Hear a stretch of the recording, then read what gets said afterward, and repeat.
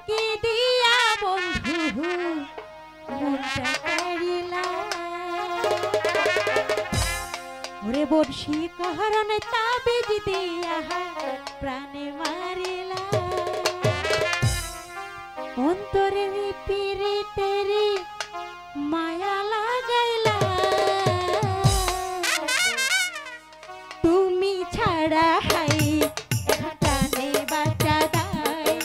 তুমি ছাড়া হাই এখন প্রাণে বাঁচা দাই